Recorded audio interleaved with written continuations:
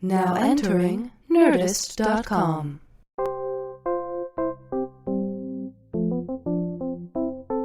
We're gonna make it. If we try, we're gonna make it.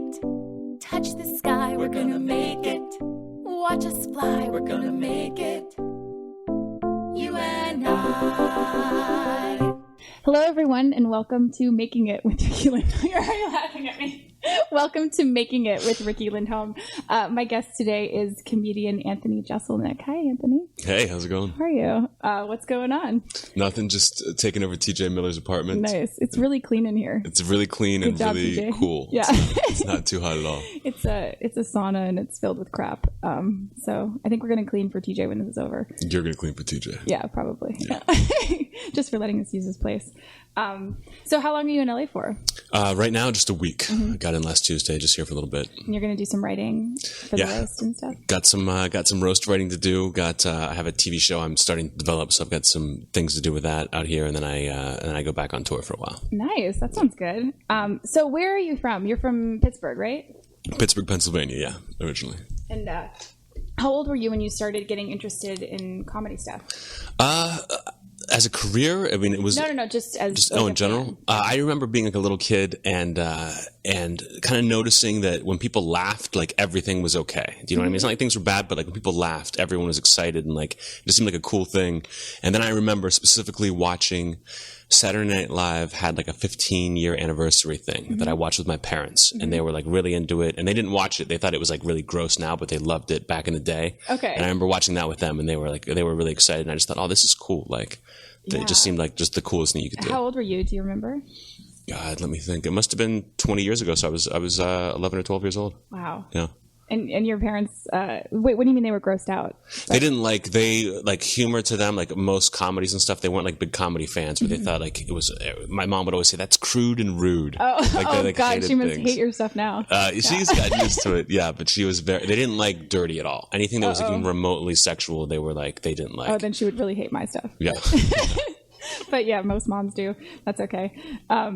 So was there like a funny person in your family? Were you like the funny one? Or not really. You know, everyone could be funny, you know, but there was and I wasn't that funny. I would try maybe. I was more like inappropriate, you know, than funny. At the time, it took me a while to like learn that skill as a kid. And no one was really, my dad could be funny, but it wasn't like important to him. So comedy was not a big part of your household or anything? No, How many brothers and sisters do you have? I'm the oldest of 5. Oh, wow. Yeah. Okay. So you were like the big brother? Yes. Were you like? I tried to be. They were older brother. My sisters were all so crazy, and my youngest brother, who was like 7 years younger, so I couldn't really like play with him or anything until like now. I was like protective, but we were just always at war. Like we're all pretty nuts. Yeah. So when was it that you started to think that maybe you were funny? Like how old were you? God, I remember this moment in high school. Like, I remember trying to be funny sometimes and like failing miserably, you know. And I remember just once in high school, I played lacrosse, and we're all in the locker room, and I remember specifically somebody goes, hey, did you guys hear Eazy-E just died of full-blown AIDS? And I just went, and like everyone kind of laughed, and I just went, another brother claimed by the virus. And the whole place laughed, and I was like, oh my God, I've never made older people laugh before. Right. That I was like, oh, this is awesome. Yeah. I remember that specifically. And then did you just like kept chasing the high after that? Or? A little bit, yeah. It was like important to be, I got excited about being funny. Yeah. Yeah. And wait, how old were you?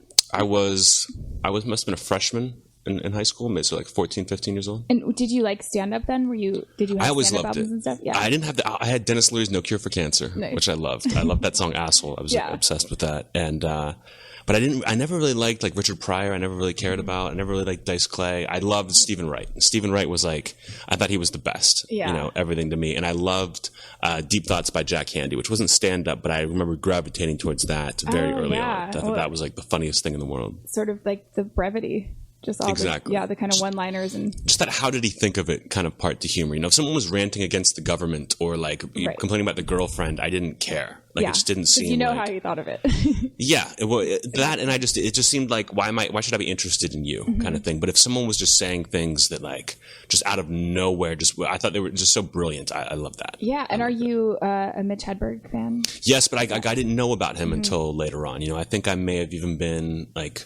I don't know if I was already in LA, but it was like I may have found out about him, but not until late college, maybe at least. Yeah. And did he blow your mind a little bit? Oh, absolutely. Yeah. I loved him. I couldn't believe someone was doing what Stephen Wright did in their own way. You know, I would just thought, Stephen Wright's doing that, and that's the only person who could do it. Whereas Hedberg was like, oh, you can just do your own thing, but you can do that same kind of. You can like flip it. For those of you who don't know Anthony's comedy, one, you have to check it out. It's amazing. He has a stand-up album called Shakespeare that's incredible, and you have to get it. But it's it's not one-liners, but it's one paragraph. Kind of. I don't know. How do you define it? I don't know. I just say very short. Like one-liner is like one sentence. It's like maybe 2 or 3 sentences. You know, very short setup punch kind of thing. Yeah. My one of my favorite jokes, like just as an example, I don't want to tell it, but the one about the suicide. Which one? The kids and the suicide. Gotcha. Long history of suicide in my family. Yeah. Will you tell it? So I've got a long history of suicide in my family. Luckily, it skips a generation. Wait, no, I fucked it up. I fucked up my own joke on the podcast. I can edit it out. I say no, it's all right. Okay. People are fascinated by comedians messing up their own jokes. All right. I have a long history of suicide in my family. The good news is it skips a generation. So if I'm lucky, my kids will do it. Yeah, so like that, like that's like a paragraph, I guess, or a couple lines put together. But who else does that? I guess those are the big ones, right? Hedberg, Stephen Wright, Thune, Nick Thune does that, a little bit of that. Dan Mintz for sure. Oh yeah, he's great. Mintz is awesome. Yeah. So when you started doing comedy, did you start doing that, or did you?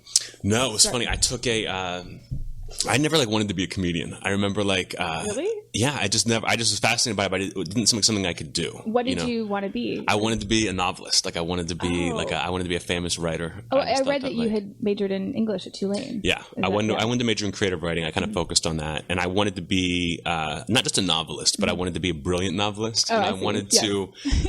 I loved Bret Easton Ellis. Yeah. I was obsessed with that guy.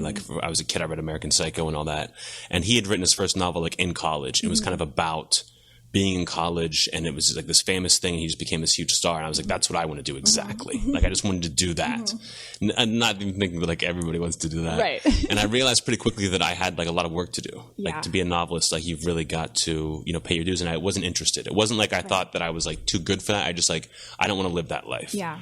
And then I started thinking, maybe I'll write screenplays. I'll do that because it seemed like an easier way to write novels. Right. And that was so boring. And I didn't have when I came out to LA, I didn't have any connections or friends or anything. So it was tough to get anything out there. Being a writer just seemed equal. Did you complete a bunch of screenplays and try to get them out there, or what was your...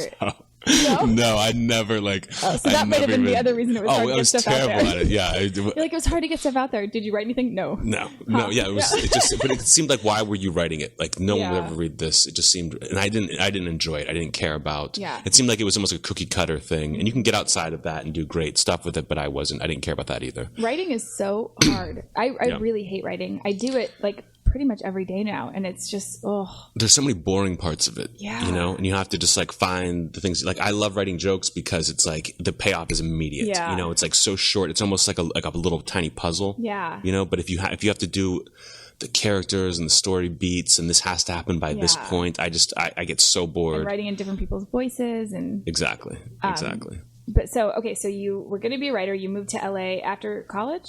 Oh yeah, actually, this is an interesting story. People were I almost gave up. Before I even started, I was in college, and my parents wanted me to be a lawyer. Oh, they're you're not going to be a novelist. Novelists are things that kids say in college. My sister's a lawyer. My dad's a lawyer. My sister's a lawyer. Oh, really? Yeah. Weird.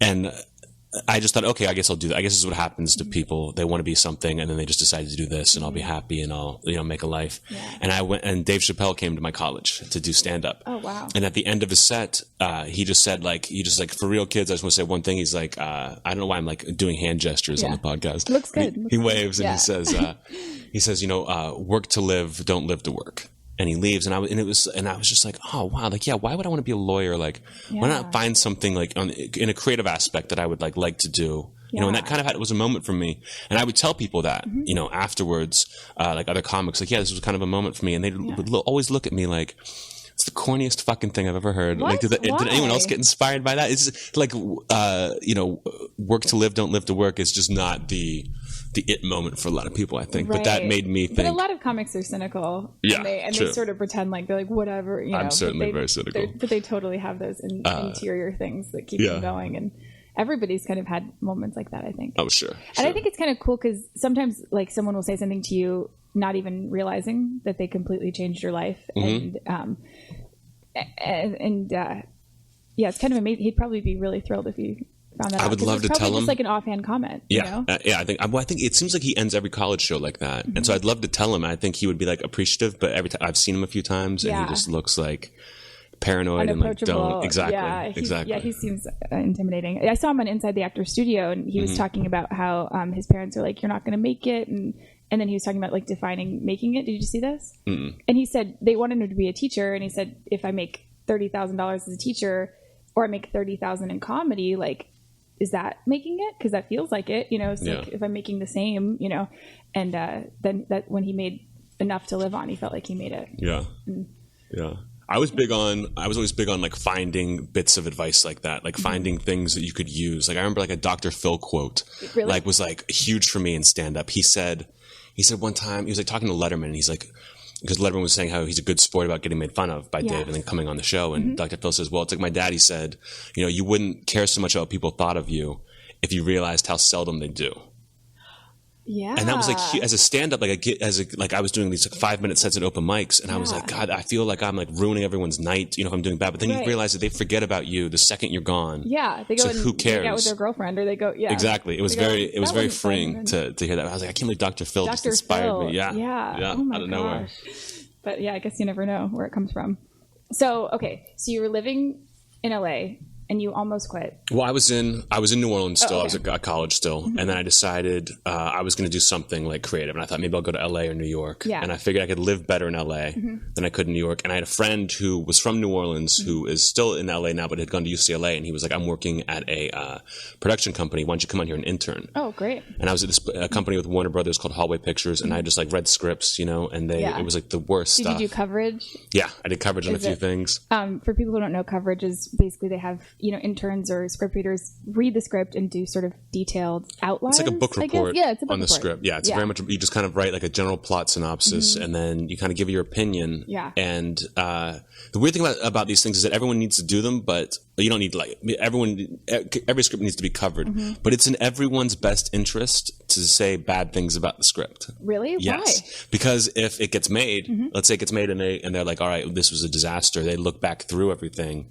And if you talked it up, like it's going to come down on you. And script readers are at the bottom of the barrel, but it really is in everyone's best interest. And the people who have to do it are so jaded and burned out, and nobody wants to say, unless something's like really brilliant, will they give it good coverage? It's like out of fear kind of. Exactly. If you're like a little anger now, what and jealousy. percentage of scripts do you think are terrible that you read? Oh, it was weird for me because I got a lot of, I was reading scripts not so much for the script, but for the writing sample, like maybe they'll do punch up.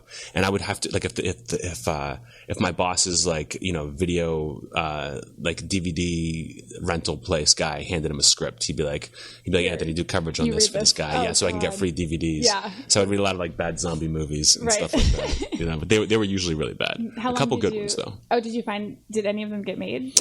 No, I think we probably worked with a writer or two. The only movie they ever made was Johnson Family Vacation. Oh, wow. And they shut down. So so the bar wasn't very high. Yeah, over there. Wow. Yeah. It seems like impossible that anything ever gets made. Absolutely. I'm always shocked. It's almost like, I was thinking about this the other day. You know how like you see those commercials for like the perfect push-up or some kind of workout or diet plan, and they show people like going from like kind of chubby to totally ripped, like super ripped, because people never think I want to look like that. Yeah, they think, I kind of half-ass it and look the way I want to. Right. It was kind of like that with the movie businesses. I'm like, you don't have to get movies made. Right. You can make a living getting things optioned. Yeah. You can make a living just like kind of putting that I thought like that's what I'll do, and I just won't be that good at it and still make a living, which I think is a trap that a lot of people fall into. That's because you got to try to make it good too. I don't know. Do a lot of people go, maybe do the bare minimum? Maybe I guess so. I think so. I thought it's funny that you thought it would be easy. Yeah, I totally did. Screenwriter. That looks like an easy life. Yeah, it's not easy. It was the worst.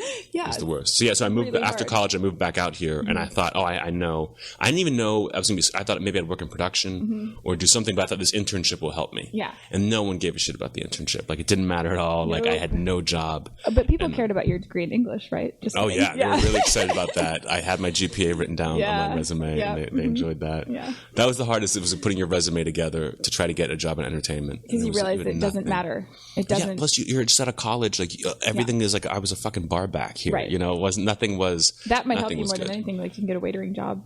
In the I couldn't get a wait. I tried to get a waitering job. They were like, "Do you have headshots?" I was like, "No." Really? Yeah. Oh I forget my where I God. went, but it was. I It's was like like for no working more. at Abercrombie or something. Those guys I who worked at stand up front. Abercrombie. Did you? Did you stand up front with your shirt off?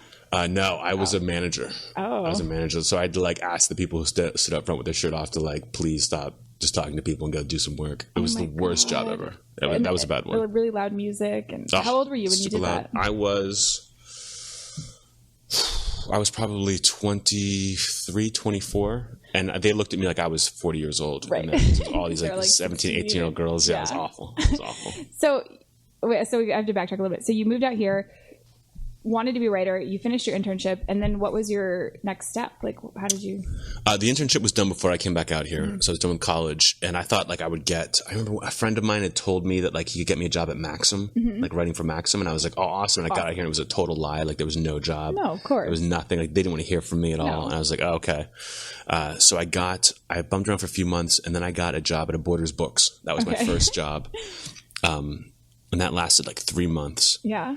But while I was there, I had met with a guy when I would come out for that internship the first time, and I was like, maybe I thought maybe joke writing would be something cool, like for a late night show. Yeah. And this guy, who was a guy named Jimmy Brogan, who went to college with my dad, was my only connection I had like here, and he was a head writer for Leno for a long time. Oh, nice. So I met with him, and I thought he would be like, okay, show up on Monday at 9, and Right. we'll get you set. Here's your job, working And he every was just night. like, if you want to write jokes, like do stand up. It's the best I can tell you. Yeah. And there's no advice. Just go do it. Yeah. And I was like, oh, okay. And I kind of walked away just kind of dejected, like, oh, I guess I won't be a joke writer. Right. And I kept thinking about that. And it just like was scary to me to do stand up. Yeah. You know, I had never, It's terrifying. I kind of looked down on stand ups too, you know, because I didn't think of like the genius level. I thought of like the worst Right. fucking comedians you Traffic's think awful, of. right? Exactly. And I never wanted to do that. I didn't really want to complain. And then I was in Borders. I was so bored. I would just look at books the whole time. And I found this like really thin book on stand-up comedy. It was this tiny book. It was this little green book. And I read that. And at the back of the book, it said, this guy teaches a class in Santa Monica. And I was like, oh, okay, maybe I'll do that. Yeah. Because I didn't know how to just go to an open mic. So I went and took that class. Yeah. And they kind of taught you things. How long was the class? It was like 6 weeks, maybe like once a week for 6 weeks. And they kind of just like, they taught you some things and Yeah. like how to take the mic out of the stand and like how to tell a joke and things you should try to focus on. And it was kind of just nice to have like a lesson, you know, Yeah, before you, it's important, you got yeah. up, you know, it wasn't anything like groundbreaking, but kind of put things in order. Yeah. And then there was an advanced class where you actually came up with 7 minutes. Oh, geez. That's a lot of Yeah, time. because In you just- 6 weeks, you came up with 7 minutes? Well, you would just go up and you would just stand up for 7 minutes, and then the class would critique you for 7 minutes, and they would give you jokes and like say Wow. things or whatever. And I remember the first thing I ever did, technically my first time on stage, I just didn't know what I was going to do. I just knew I wanted to like try to be a comedian. And the first thing I did was an impression of my dad getting stung by like 80 wasps, which happened once. And I remember jumping up and stopping myself and swearing. I thought like this will be funny. Right. And I stopped doing it. I did it for like 20 seconds, Yeah. which felt like an hour. Yeah. I stopped and no one laughed. Oh. And I was like, I remember the humiliation I felt of like going big and like it failing, that I was Yeah. like, see you later, physical comedy. I was like, Right. never again. Like I don't even bend my knees on stage now because Yeah. I'm so like, I will not do anything like that. my It just gosh, seems that's horrifying funny. to me. But then at the end of like the 6 weeks, you know, I think I wrote it all like the night before kind of thing. It was like, I didn't like any of the stuff I was coming up with, and I just gotten fired from Borders. Why? I was terrible. I was like a terrible employee. I Yeah. was just kind of like, my job was so boring, and like I was like the security guy. Oh, God. So I had to like walk around and like, but there was no Make sure no one security was stealing whatsoever. or whatever. Yeah, but I basically like wrangled homeless people who would come into the store. Oh, God. And it was so that's boring that terrible. I just they knew I was just showing up late, and they were like, all right, get out of here. Yeah. But I talked about that, and then in college, my girlfriend had accidentally burned down my apartment. Oh, my... Really? Yeah. And so I talked about that. Whoa. What happened? We woke up on like a Sunday morning. I was like a senior, and we smoked as Yeah. college kids are wont to do. And she, I can blame her now. She ashed it into a garbage can, and I had been sick, and it was like full of like Kleenex and Yeah. newspapers. And we leave the room, we close the door to go watch football, and like an hour later, like my room was just gone. But like luckily the fire department came before it like wrecked the rest of the building, but it was just smoke damage, and God. it was pretty bad. So that was a fun story. I talked just to how like people were like, "Oh, are you gonna break up with her?" And I was like, "No," because now I have like the ultimate upper hand. Like, that was kind of like my thing. She owes you forever. Yeah, but I still have the tape of it. I remember I killed, and I'm wearing like a nice pants with like a shirt tucked in. Of course. I'm wagging my finger at the audience like as I'm talking. It's totally different than what I do now. Yeah. But that was really fun. So I did that, and then I was like, "Oh, I know how to do comedy. This will be great." Yeah. And I went to like You're an on open your mic way. the next week. And I remember I bombed so hard. Like it was just like anyone who's done comedy twice knows this feeling. Yeah. Of just like you do 7 minutes of material in 2 minutes. You're just fast. You can't understand what's happening. Your like brain kicks in to like some weird hyperdrive. You're just sweating. I remember the feeling. I've never sweated this much in my life. Of so much sweat coming on your face that I couldn't make the words out because it was getting into my mouth. Like it was, and I left and I went to the bathroom and just started shaking. Yeah. Like I didn't know what had happened to me. Yeah. And I didn't get up on stage for like 3 or 4 months after that. Really? I would like, I'm going to go to an open mic, and because I wasn't employed. So I would just be like, I'll write stuff and then but I was just so shaken by that I didn't get up. I would drive by open mics and not get out. Wow. And then the movie Comedian came out. Jerry Seinfeld, Comedian. Such an amazing movie. And I was so excited for it. I went and saw it opening day, like first showing. And the point of that movie is just like work your butt off, write a lot. And that changed everything for me. That I think I got on stage the next night, and I don't think I've taken more than a couple of days off, since. That scene when he's talking about the electricians, or was that what it is? Those guys going back to work? Construction workers, the construction workers, going back in. Yeah. And like if they have to go back, like they don't want to go back. Like, yeah. I have to go back and write jokes. It's not so bad. Yeah. Exactly. Yeah, that movie is, for anyone who hasn't seen it and wants to be a comedian, it's really eye-opening. Yeah, I feel like that movie contains every bit of advice you can give a comic. Like everyone wants to know some kind of secret or how do I do this? It's like, no, like you're like instincts take over at some point if you just do it enough that you'll become likable. Yeah. Or you'll become this. You can't teach someone timing. You can't teach someone likability. You just have to just keep practicing until you're so comfortable. Right. And also what not to do. That was like Orny Adams. Yeah. Having him in the movie was just a fascinating dichotomy between the two of them. My friends would always tell me, like if I was like being a jerk, they'd be like, you're kind of being like Orny right now. Like I got really mad because I came in second in a comedy contest, and they're like, you're being Orny. Really? You should be happy. What's a comedy contest? What is that? It was just they would have. It's like a way that shitty comedians make money. Is by having and it can be like a decent thing for people to do. It's almost like a bringer show kind of thing. You just get your friends to come and vote for you kind of thing. But it was at the Ice House, and I was like, I won my thing, and then I went into the finals, and I had a great set, but came in second to some guy who had this like killer bit about Jägermeister, and I was like really bummed about it. They were like, dude, relax, like it doesn't it's matter. Fine, yeah. So how many open mic nights or how long did you do open mics for before? Oh Christ, forever. I mean, I just knew I needed to get up on stage as much as I could. So if I would try to. I remember one night I did 4 open mics in a night in LA, and I was so excited. Coming home, I was just like, I just felt like full of the art. Like it was the best feeling. Doing it, yeah. And what were you doing to make money in the meantime? Oh God, I would. This also happened to me that really helped me is that I recommend this to people too, is to get a job that pays pretty well, especially in TV, because I didn't realize how unemployment worked until I got out here. Where like in the TV business, in the movie business, you get a lot of money for a little bit of time. Like you work for a few months, maybe 9 months if you're on a TV show, and then you have everyone gets laid off at the end of the year, right? Pretty much, and then you get rehired again. So I got a job. A friend of mine was an NBC page. And he had my resume trying to get me a job as a driver or something because I was really broke. And I ended up getting a couple weeks on this show called American Dreams as an accounting clerk. Nice. Just trying to help wrangle things. And I got along well with people that kept me on the whole year.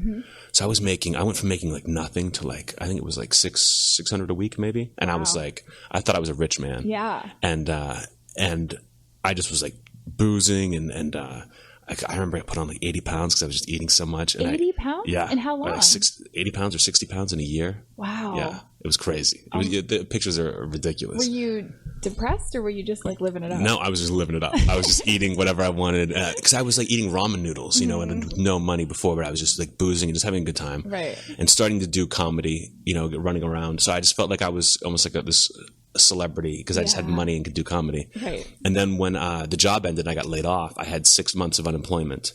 And that's when all I did was I would write all day long and I would go to open mics and I would perform all night long. That's it. And it was the best just feeling of just being able to do that. Yeah. And then when the unemployment would run out, and I would be totally boned. Like, just because not only because you have not worked in 6 months, but you don't know what work is anymore. Like, the idea of having to look for a job is the worst thing in the world. So I would have to go. I had some terrible jobs. I worked at a school for like emotionally troubled kids. Oh God! For like a couple weeks. That sounds perfect for you. They fired me. They said it was like having an extra emotionally troubled kid in the room. They got rid of me. I would start fights. I was like a teacher's assistant where I would the teacher would teach, but these kids were like, everyone was like, these kids are hopeless. Like, we're just trying to keep them here until they're 18 and they're like someone else's problem. But it was like, which is even more depressing than like, we can help these kids. And they didn't care. And they knew there were no rules almost. So I was kind of had to be the ones to keep them in line. Right. But I was scared of them, and I would try to be sarcastic and joke around with them. And they would like me for that, but they never got it. And I would I started a fight between like two kids once because I was just joking around with them. Oh my God. And then they like started swinging and I was like, oh, this is not for me. Out. Yeah. They kicked me out. So I have a question about in those 6 months where you were writing and doing stand-up every night, what was your like writing process? Like, what did you do? How many hours a day did you write? Like, how did you do it? It was like, I would literally wake up and just sit in front of like the TV or something and just with a notebook and just scribble, because it was like the best time to be an artist. Like, I remember reading this quote from, I think David Mamet, who talked about how when you first become an artist, you have 100% creative freedom. Because there's no one who can tell you what to do. There's nothing that you have a total blank slate. And then as you get into your career, you lose that creative freedom because you have bosses. You have a process and you get involved in projects and you have a persona you have to now feed. And then you spend the rest of your career trying to get back to that point where you can do anything you want again. Yeah. Which I really liked. That I felt like there was no topic that I had touched yet. So I would read these Jack Handy books. I would get the Deep Thoughts books, and then I would just write a million jokes. I was like, I thought that would be my way in. If I wrote more than other people, then I would be better. Yeah. That I would just be. I hated being new. I hated being that like a year or two into comedy where you were just bad because you had to be bad. Yeah. That I wanted to pretend I wasn't. Yeah. So I would just act more confident and write more. Like I can write 2 years worth of stuff in a year, kind of thing. That helped me a lot. Did that help your confidence? Did that help you get past through that time, or were you just inside sort of still in? I think it helped. I just hated it so much. That's all I thought about was looking more confident or being, or just seeming like a genius. Yeah. I knew I wasn't, but I wanted to be like, what if I was? I'm going to act like I'm a comic genius, and that even though I've only done this for a couple of years, I'm better because I have these jokes. Yeah. You can only get 5 minutes of stage time, but you had 24 hours to write. Right. So if you use that time better, then you would be better prepared. Yeah, I mean that's probably true. Oh, totally. I'm sure it helped you along. I remember you were telling me once about you were saying that you had a moment when you sort of found your voice. You said you were like doing a set, and remember when I asked you how you started to find your persona? Oh yeah. I had I wrote a bunch of jokes, and they were all kind of like absurd. Like I'm trying to think of examples. They were very Jack Handy-esque, but they were less mean. But kind of mean. Like one was like, if I ever like find a genie, if a genie ever grants me 3 wishes, I'm gonna ask for if a genie ever grants me 1 wish, I'm gonna ask for unlimited wishes. Mm-hmm. And if the genie says no, I'm gonna wish that genie was dead, because fuck that genie. And it was like something that's like kind of silly and goofy, but just like that's kind of the things I was doing, And then I wrote this one that was like, my girlfriend loves to eat chocolate. And she likes to joke she's got a chocolate addiction, which is really annoying. So one day I put her in the car and I drove her downtown and I pointed out a crack addict. And I said, "You see that, honey? Why can't you be that skinny?" And I remember the reaction at the open mic was just like, oh, all the comics just went, oh. And I was like, oh, awesome. Like, that's what you want to hear at an open mic. You don't care so much about laughs, but that.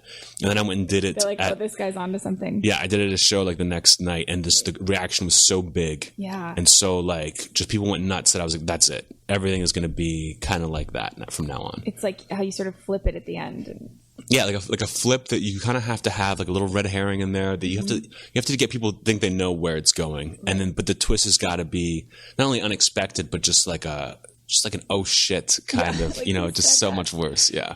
How do you? This is like a dumb question, but how do you think of that stuff? Like, how do you do it? What's your?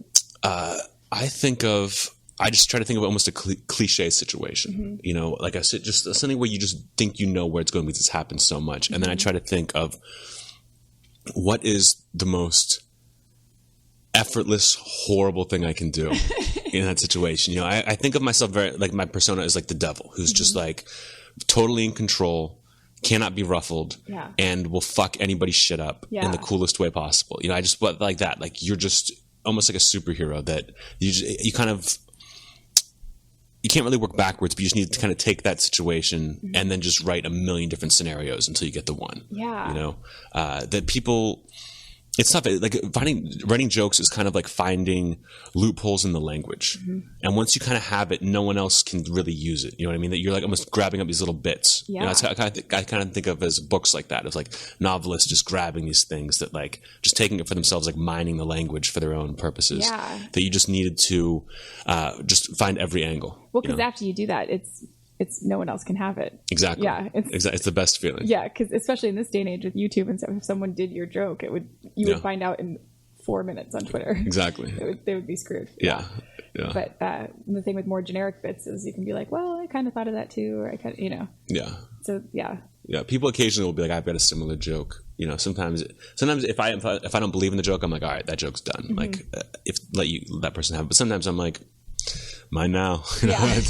I got it. Yeah, we've had that happen sometimes where we'll have a song and people will write to us and they're like, you stole that from this thing, and then we'll look and it's just so different. And we're like, yeah, it's the same title, but it's like we have a song called Gay Boyfriend, and there's another band with a ukulele in it that had a song called Gay Boyfriend, but theirs was about a guy who took them shopping and did like gay stuff with them. Ours was about a guy who hadn't come out of the closet and was overcompensating, so going down on us a lot because he couldn't get hard. We're like, we didn't steal it from them.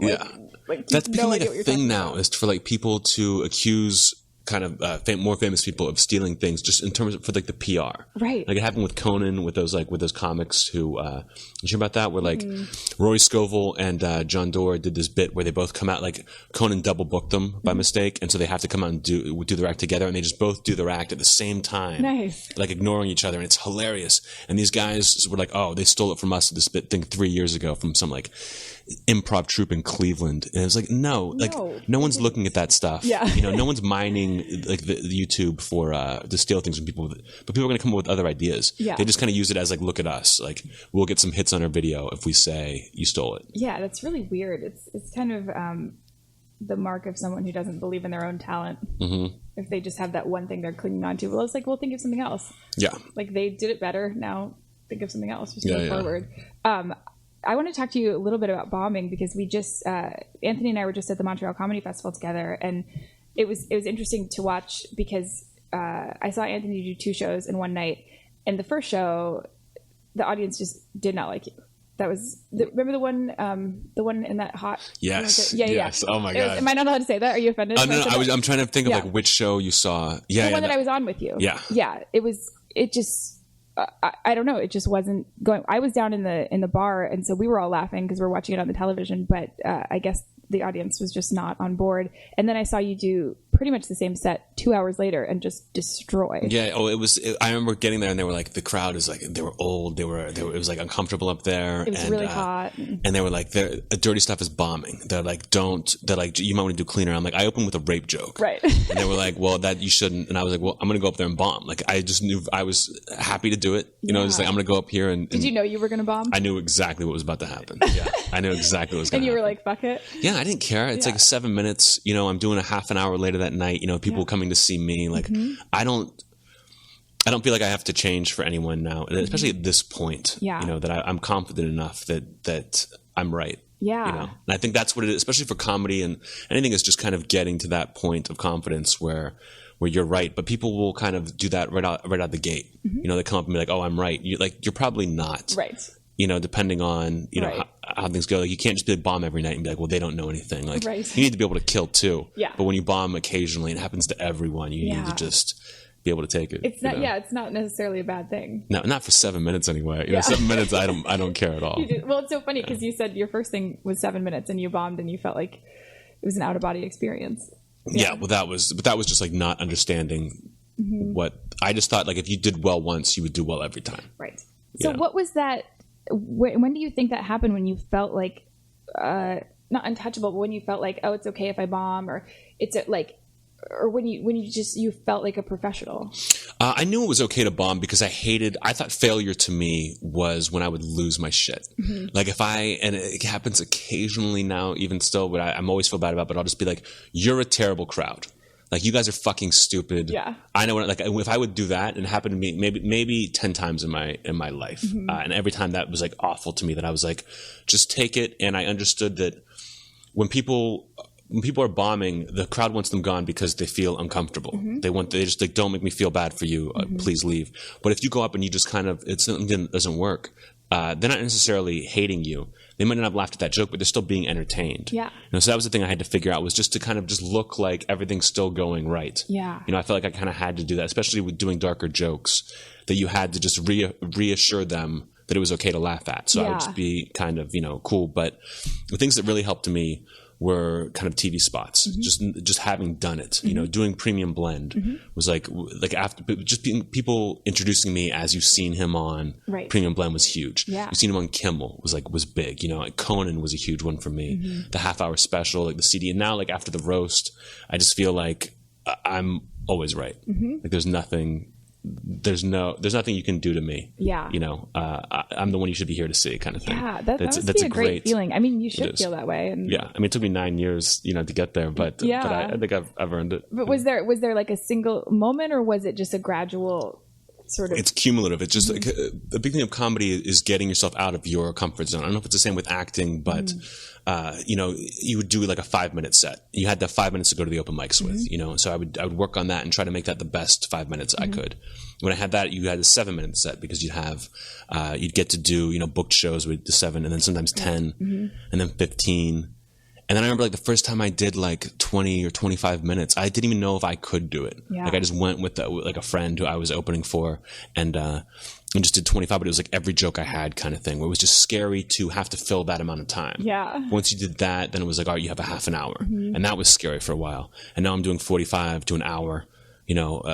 One day, an hour and a half, 2 hours, that is just kind of getting out of your comfort zone until you are comfortable. Yeah. And then pushing that even more. Do you know what's funny is Kate and I didn't know the rules of comedy. We weren't really familiar with stuff. So we had played like kind of like 2 sets that were like 10 minutes. And then we're like, okay, we're ready for an hour show. And our third show was an hour and it was just us. And we because we thought, we just didn't know. Did you have like an hour's worth of songs? Or? Yeah, or we just filled it however, like we did like a dance routine and we read poetry by Ashanti and we just like, I don't know, we just like, it's just sort of like blind ignorance that totally ended up working in our favor, but we just invited everyone. We performed twice. The Fake Gallery. Okay. Yeah. That's a great place to do something like that though, because you can just pack it in there. Yeah. We had like 120 people and we just had never performed more than 5 minutes before and we're like, we can do an hour. And it went totally well, which is crazy. Oh, that's great. Yeah, but those things help you, just getting out of your zone that much. Like it must have been a crazy experience. You're just like, how am I going to do an hour? But you feel. I once did a college where it was like little brother sister weekend. I was supposed to do 45 minutes for the first time ever, and it was all these little kids. I'm like, why did you bring me of all people? And they'd never watched me perform. They just saw a picture and I'm like, let's bring him. Oh God. And you got through it and you were much better afterwards. And you just getting yourselves. Did your jokes. And one time we got booked on like a kids, like a family breakfast kind of thing, but we didn't realize it. And they said, bring your kids and whatever. And we're not for kids. Yeah. And we just kind of said it when we went out there. We're like, okay, there's going to be dick jokes. There's going to be this, that. So you should go if this is not okay with you. And then a lot of people left, which was fine. Which is totally better. Yeah, you'd rather those people get out of there. Please just leave. So when was the transition? How did you transition from being a local comedian to like getting jobs on the road?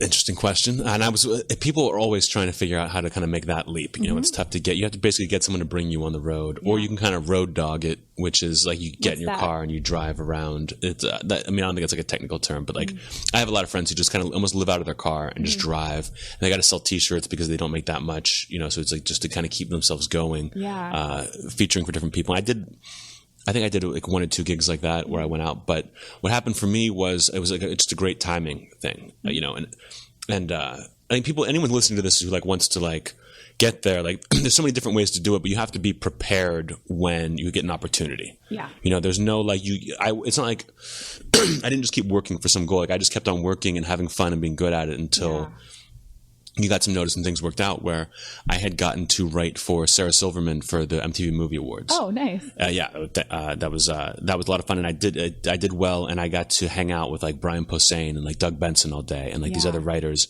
and just being like half the like it's great to be really funny and be able to write good jokes. You need to be able to do that. Yeah. But it's also very important to be cool and to be fun and to like laugh at other people. Like I think that's why I got along with people, because I laugh my ass off at people. You know, if something's really funny, I'm like really excited about it. And I enjoyed the work so much that I got along with everyone. And after that happened, the writer's strike hit. And so the writer's strike happened and everyone was out of work. Yeah. Everybody. And I was an accounting clerk for a TV show at the time. And I got laid off, and right when that happened, you know, I got a call from Brian Posehn saying, you know, come open for me. And so I would go with him, and he was very supportive. Even if I was like, didn't do that well, he was like, you're great. Like, just keep doing what you're doing. Awesome. And brought me everywhere. And I wasn't making that much money, but it was $1 million to me. You know, to not have a day job anymore was really big. Yeah. And so I kind of just never looked back after that. I got to just keep on doing that. That's so cool. Yeah. I love when, I interviewed Harris Whittles, and he called it sending the elevator back down. Yeah. Yeah. And that's what Sarah Silverman did for him. She hired him on her show. And so it's interesting, sort of the same kind of crew. Yeah. Brought you up. Yeah, it's fun. I remember when she hired Harris, it was right before I got the thing on the MTV Movie Awards, and I really wanted that job. I wanted to work on Sarah's show. But it's crazy to think of, like, if I'd gotten that job, I wouldn't be where I am right now. You know, if I'd worked on Sarah's show, like, people always get upset about the jobs they didn't get, but when you get a job, you're like turning down all the other jobs after it, kind of thing. That I'm so grateful that I didn't get a lot of the opportunities that I would have killed for at the time, because you get the next thing, and you know, sometimes it's better, sometimes it's worse, but there's always a lot of my actor friends like just really, really want to get a pilot. They want to get, you know, it's pilot season craziness. But the thing is, when you audition for a pilot, you have to sign a 7-year contract before your final audition, which is so scary. Like if you're 30, like you're 38 before you can do something else. And it's like, you really have to be sure that that's the job you want. Yeah. It's not just like, please hire me. I'm an actor. Please hire me. It's like, is this how I want to spend 7 years? Yeah, I think that would be the hardest thing for actors to do, is just like, you want kind of any job, you're supposed to be flexible and be able to do all these different things, but how do you know, do you want to play the nerdy neighbor? Do you want to play the cool guy and this other thing? Like, that just seems, those decisions must haunt people. Yeah, it's really weird. I only in the last few years have I felt comfortable turning things down. Really? I would go out for anything, and then I kind of realized that sometimes my energy was better spent writing. Like turning down the audition or the part? Audition. Okay. You know, I guess I've turned down some parts, but only because I got a better opportunity. Yeah. But it's just like, would I rather, you know, I was doing commercials for years, and same with Kate. And then it was like, we spend all day doing commercial auditions. And then it was like, we'd rather be making videos. We'd rather be making our own stuff. Our time is better spent doing something else. And it's hard to give up a lucrative profession, or it's hard to say no to, you know, this past year was the first year Kate and I didn't audition for any pilots. We turned down all the auditions because we were hoping we'd get our HBO show, and it's hard to, it's a big gamble. Yeah. But it's just, my mind is completely shifted on that. You really have to, like, I've just started now turning down like offers. Like, if it's like, oh, do you want to do a weekend, you know, in this place? And normally I'm always like, yeah, let's do it, you know, good or bad. But now I'm like, oh, I don't want to go there. Yeah. Like, I don't want to have to deal with this at like this time of year kind of thing. That it's a nice feeling to have, but it's very foreign. It seems very weird too. It's weird. It's like that like myth of scarcity, where like, I have to do this right now or everything's going to go away. And it's like, well, sometimes, but sometimes not. Like, maybe in the beginning you have to take every single day and do it, but then like, you kind of reach a point where you're like, okay, I actually need to make wise decisions on how to spend my time and my energy, and maybe like to have some strategy, get a manager. Yeah, especially when you don't want to burn out. You know, I think which happens to a lot of people. Yeah, you know, that's stuff. You just need to be able to take care of yourself while you're. Did you burn out ever? Did you have periods like that? No, not really. Like, I loved stand up so much, and I got so excited, and I think that I was very lucky just to find like my voice early on, that I was just fascinated with, like, fascinated by myself. Yeah. I just wanted to go, and like, I just couldn't, like, I was so excited about my jokes and so in love with my own set that I just, like, I couldn't imagine what it would look like when it was an hour long. Like, I just wanted to know, I loved writing just as much as I did performing too, that it was just, thank you. That it was great. I never really felt felt burned out by stand-up. So when did you get your first like Comedy Central Presents, like when, and your first TV appearance, like when did that start happening? I think I'd been doing about like 2 years or so. I kind of had a relationship with some people at Comedy Central, who like, and it was, I kind of had people that I would look at, like the BJ Novak when I first got out here was a guy I like looked up to, and like Dan Mintz, where BJ got Premium Blend one year, the next year Mintz got it, and I was like, okay, I'm gonna get it next year, and then I did, and then like Mintz got a half-hour special, and I was like, oh, next year I've got to get a half-hour special. I love his half-hour special. Oh, it's so good. It's great, yeah. It's great that it's guys you could just compare yourself to be like, oh, awesome. Like, and I remember being happy I wasn't a jealous person. So there are people who are like, why didn't I get that? And then I'm like, oh, if you got that, I can get that too. Like, I'm happy for you. But now there's like like going to Montreal is like a cool thing for comics to do. Yes. But you can't really get excited about it in front of people who haven't been to Montreal. Right. You know what I mean? You can only do it like the half-hour presents is like that, where you're like, oh, I'm doing this. Only people who've already done one or doing one are happy for you. Everyone else is pissed at you about it, kind of thing. Yeah, I understand that. I mean, it's I always feel like I'm walking that tightrope because I've always had actor friends at different levels, because it just happens. Like you come and you start an acting class and everyone's kind of at the same level, and then like one person gets a show and one person is a waiter, but you're still friends with them. Yeah. And then it's like, who can I talk to about what? Exactly. What's bragging and what's conversation? Yeah. TJ and I are like that all the time. TJ and I would like complain about our flight, to some college, and we're like, God, like people would kill just to not have to drive to gigs, or like people do anything, but you just need someone that you can relate complain about things on that level. Well, TJ is one of the people that I feel totally comfortable complaining about stuff with. I'll be like, just like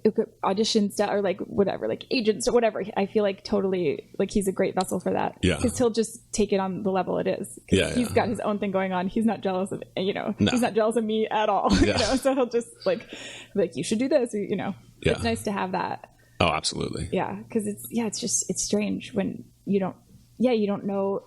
Yeah, you don't know who you can talk to. Yeah, or people will just kind of want something from you in a way. Like I know when I'm like talking to TJ, I'm talking to you guys. Like no, there's nobody. No. Like if we're like, hey, I have an idea, let's work on this together. We're like, oh, that sounds like it could be interesting, but it would be like just a fun thing to do. There's no like. Right. There's no like this guy's my ticket. Exactly. Exactly. Well, you're my ticket. Kate and I were going to talk to you about something. No. But that's the thing. People know like who's vibrating on their level. Like people know instantly who's just like, hey, this would be fun, or who's got their own thing going on and who doesn't. It's almost like a look on their face of like they're looking. It kind of like this is like a moment for this is like can they get something out of this? Like as if I could just point at you and be like, you're it. Like you're coming on the road with me, and this is going to be exactly. Yeah. And I remember kind of feeling that about people when I was younger, but I didn't know like why or what. You just like, that's Zach Galifianakis. Like I want to go like talk to him. Right. And, like I'm a comic too kind of thing, which is like the worst. Yes. Those are brutal. Those are brutal conversations. Because you're not friends and there's nothing I can do. Well, the only thing you can do is what that guy said to you is like, okay, go do comedy. Go keep doing it. Yeah, keep doing it. Yeah. Keep doing it. It's the best advice you can give someone. And nobody wants to hear it. No. Everybody wants to go, here, I'll introduce you to my agent, then everything will be okay. You don't have to do anything. And how long into your career before you got an agent and a manager and all that kind of stuff? I got a manager pretty quickly, and then I fired her just as fast. It was like one of those, like it was at like a comedy contest, and she was running it, and she was like, "I'd like to represent you," and I just thought, "Oh, awesome. And yeah. I've been waiting for someone to know, and I just thought that's what it was, and she was like not a manager at all, I was like one of her first clients, and she was kind of like, she would email me things that were like, she would email like a casting notice that I'd gotten like earlier that day in my spam folder, and things like that, and got rid of her pretty quickly. And then I signed with Brillstein Gray. I just decided I really wanted, I don't think they exist anymore. There's Brillstein now. Brillstein now, yeah. I knew that Dan Mintz and BJ Novak had the same manager.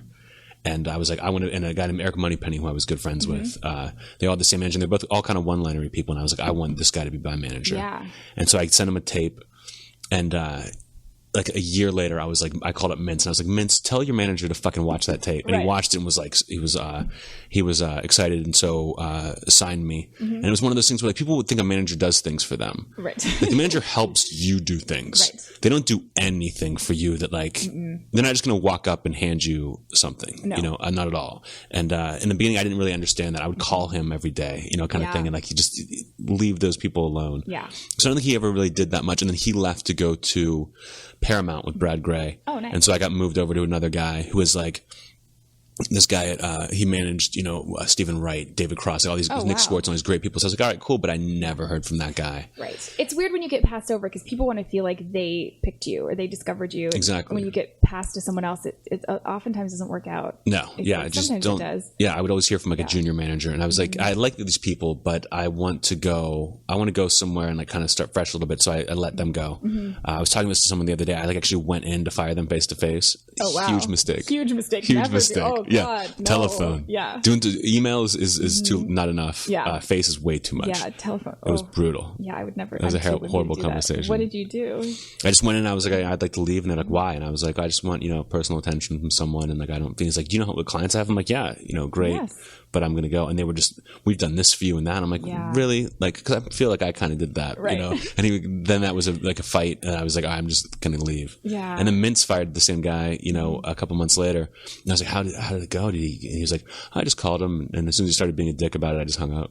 I was like, oh, perfect. That's the way to do it. Yeah. Yeah, exactly. Yeah, firing people is the hardest thing. Actually, I say that now, but I just fired my agent today. And oh, you did? Oh, gosh. I just had my manager do it. I was like, I did not. Oh, see, if your manager does it, then it's a lot easier. But yeah. It's like, oof. It's you just don't, because you see them. You'll run into your agents. Oh, absolutely. And it's not like, it's nothing personal whatsoever. It's not like I hate you. It's just like. No, it rarely is. Like, it's rarely like they did something and screwed you over. It's never that. It's just like, it's like the relationship ran its course and it's just like not the right fit not anymore, exciting. Or they're not excited about you or something. Yeah. Yeah. Well, I'll be back there in, a couple of years. Who knows? Exactly. You'll end up, people jump around. Reverting back. I always find it incredibly scary to jump around. I don't know. I mean, I'm with my manager I think people always want to get a manager or an agent, but it's like, no, you want them to find you. Yeah. Because if they're not excited about you, then they're not going to do a damn thing for you ever. Then hip pocket stuff, stay away from that. Like, just keep doing it until someone is like, I need to work with you. Yeah. That's what you want. That's the only thing that's going to help you. Yeah, otherwise, you might as well not have a manager. I did like that kind of, and it's just like, it's, if he sent me on maybe like 5 auditions, and if I had booked one, great, then it would have worked out and I would have gotten signed by that agency because they were all like pilots, they were all shows, but other than like, after a month, it was just over, and I was just sitting there, and it's totally pointless. I remember when I fired Brillston Gray, when I walked in and did the thing in the office that night, or like that afternoon, they got a phone call from Kimmel saying we want Anthony to be on, and that would be my second TV spot. I did Premium Blend, and this would be my first like late night thing. Yeah. And they were like, "Well, he fired us this morning." I was like, I think if that had happened a day earlier, I think I would have. I think I probably would have stayed. I'd probably still be there. Yeah. It's such a weird thing. That weird? Because you would have been like, they got me Kimmel. Because people tend to spin it like. Exactly. They were the ones who made it happen. Yeah, I feel like I didn't quite realize what managers did for years. I didn't know what they were supposed to do. And then I was like, oh, I sort of like generate something and then they help me sell it. Yeah. Or I write something and then they help me put it out there. Or I go, I'm thinking about writing these 3 things. Which do you think which direction should I go? Like, it's like that kind of thing. Where and plus with relationships, it's like, okay, I'd like to work over there. It's like, okay, well, I know Scott over there, so I'll talk to him, kind of thing that you really need. Yeah. That's why I like people like, oh, I love your manager. She's the best. It's like, thank you. Like, that's what you want to hear everywhere. Yeah. It's just like, that way she's got that connection. Yeah. I feel like everyone does love your manager. Yeah. It's funny. My partner, Kate, is with your manager, Christy Smith. She was passed over to Christy because she was with someone else who left Mosaic, and that totally worked out because her and Christy kind of had a bond even before she got passed over. But I think Christy's the kind of manager who wouldn't just take on someone because they got passed to them. She's like, well, we've got to figure something out here and work on that. She's just very smart about who she works with, and Kate's someone you have to either get it or you don't. It's pretty quick. It's pretty quick to find out. Absolutely. They're like, oh, we sent you out as the sexy chick with big boobs in a Budweiser commercial. Kid's like, I'm out. Like, okay, got it. Okay. Yeah. This is not going to happen.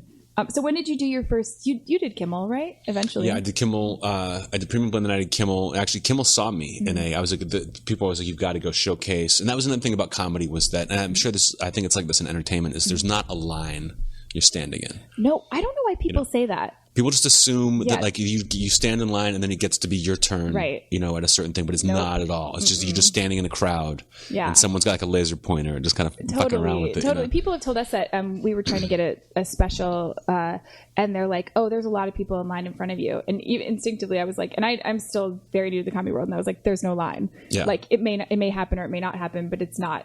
You know, we're not like 10th on this list. Exactly. Yeah. It's not like, okay, once they get theirs, then you can get there. Then and that takes people a while to figure out. But I was opening for Sarah Silverman at Largo, and I walk off stage. I had a great set, and this guy's like, "Hey, good job." And I'm just like, "Oh, yeah, thanks." And I look down, and it's fucking Jimmy Kimmel. And he's like, "We got to have you on the show." And I'm like, "Yeah, I'm going to showcase soon." And then I got talking to so-and-so. He's the whole time I'm rambling for like 5 minutes. He's just shaking his head at me. And then I finished talking. He goes, "It's my show. We're gonna have you on." And then like the next day they called.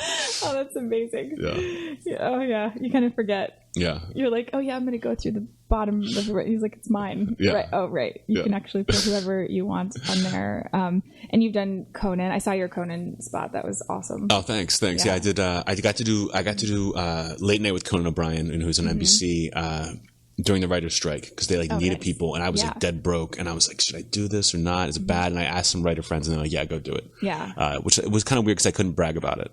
I couldn't be like, I'm on Conan tonight. I had to just be like, you just kind of did it. Yeah. But that felt really good, and then but I remember doing that and thinking I was on top of the world. Like I always felt like one of the things that really helped me was kind of being dumb enough to always think that I was like I had made it or was like making it, you know, like the job was right around the corner. That like big thing. I was always right feel there. like that. Always. I always feel like every day my phone could ring and it could be Steven Spielberg. I feel like that every day. Exactly. Yeah. You kind of have to. But I do. Yeah.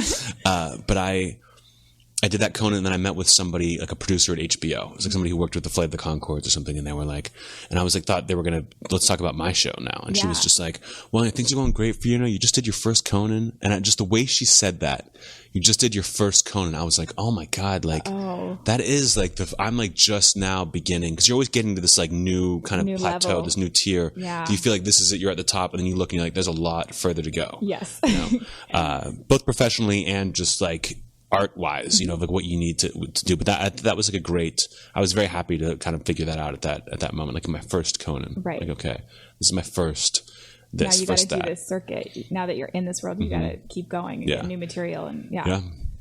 And then I did that, and then I kind of toured around a little bit, and then I got the job on Jimmy Fallon, like the job I'd started comedy to get. I finally got. You were a writer on Fallon, right? Yeah, I wrote on the first year of Fallon, and that was kind of just things worked out where they needed a whole new staff.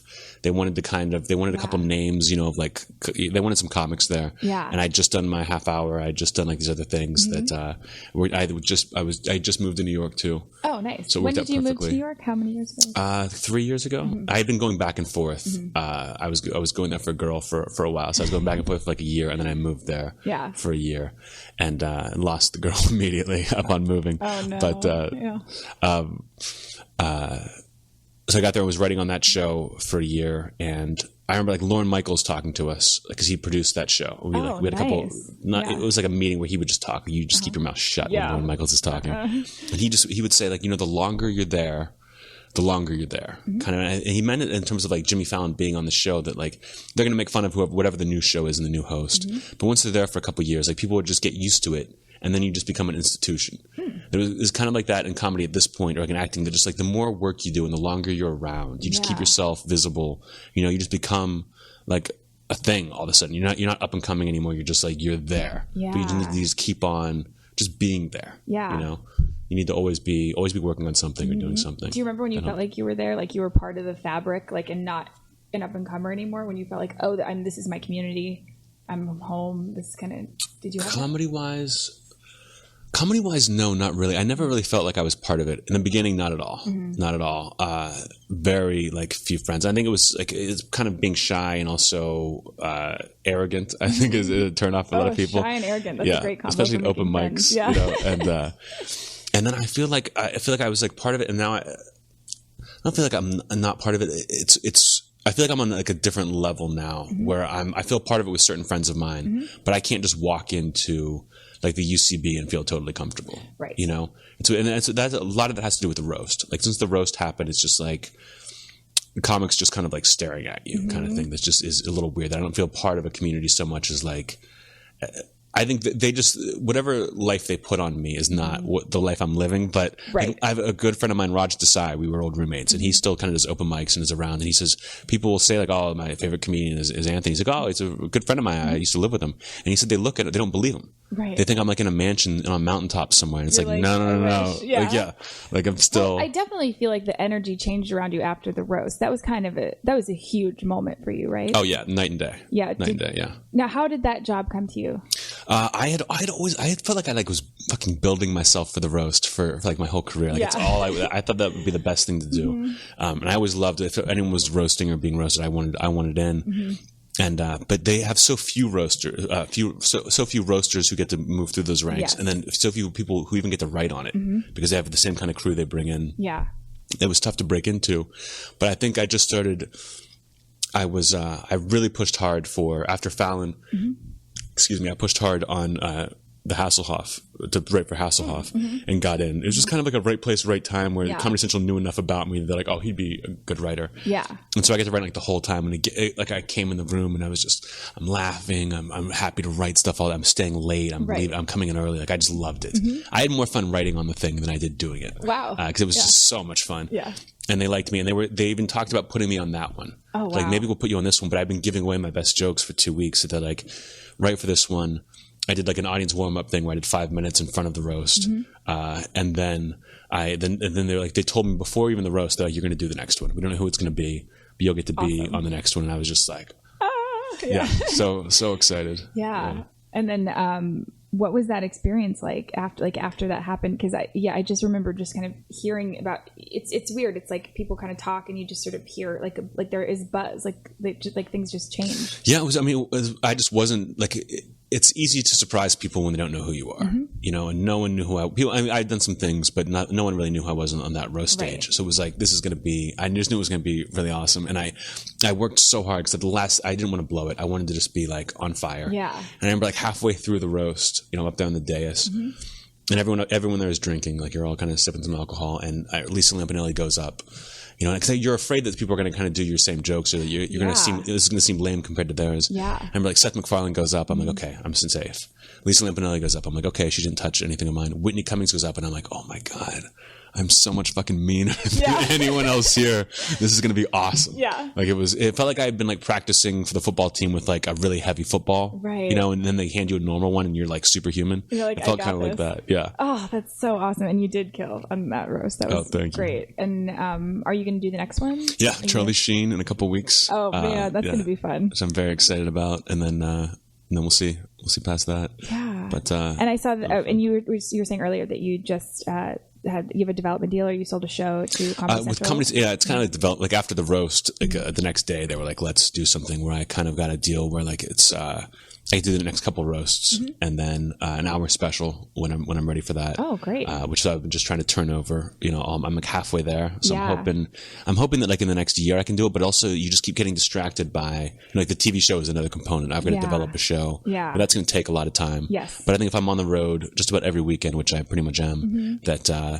that you can't help but write, new material. Like I've got to have new jokes. That's like the thing that keeps me excited is just having in a 50-minute set. You know, if I've got one new joke, right? But that new 30 seconds keeps me excited the whole set. Yeah. You know, so you always have to be cranking. Yeah.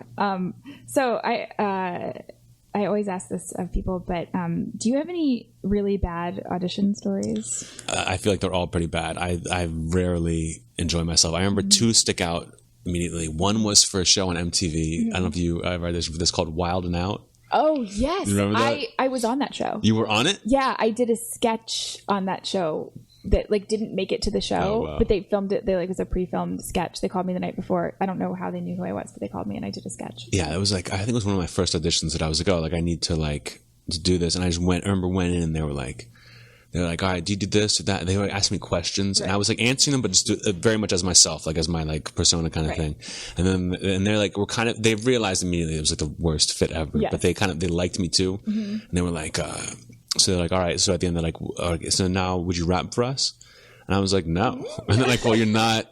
They're like, well, you're not getting. You know, you can't get the part if you don't rap. And I'm like, I'm not gonna get the part anyway. This whole thing is ridiculous. And they kind of laugh at me. They're like, we can make you rap. And I was like, No. I defy you. I was like, it became this, like, they were both kind of smiling, but became this very tense.